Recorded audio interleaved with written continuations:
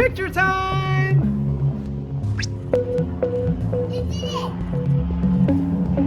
Alright. Hey y'all, what's up? I'm Ed and welcome back to the channel. And if you're looking for a way to take pictures on your Apple iPhone hands-free, then you come to the right place. Voice control allows you to do that, and I'm going to show you how. Alright, I'm going to show you how to set up voice control on your iPhone so you can take pictures just using your voice. And let's go through it. So first you're going to go to your settings in your Apple iPhone and then go to accessibility. From accessibility, you're going to go to voice control. Now you're going to switch and toggle that on to turn on voice control.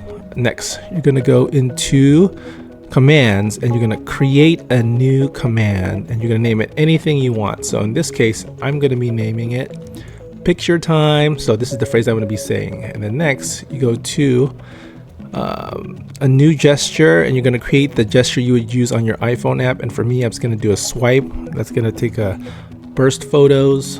And once you're done doing that, you go back, go to applications, go down to camera. This is where the voice command will take place and you're going to select that. Once you're done selecting that, go ahead and hit save and you're all set. Now, the next thing you need to do if you want to use your voice command is open the camera app, and this is really important. This is where I got stuck. Don't make the same mistake I did. You want to open up the camera app, and from there you're going to be able to use your voice command. The phrase that I use is picture time. So with the camera app open, whenever I say that phrase, that gesture that you saw me do when I was creating the command, that's the gesture that's going to happen on the app. And if that sliding motion, that's going to be for burst photos. So when I say picture time, there'll be a slight pause and then pictures. You'll see the swipe action starting to occur in the picture app.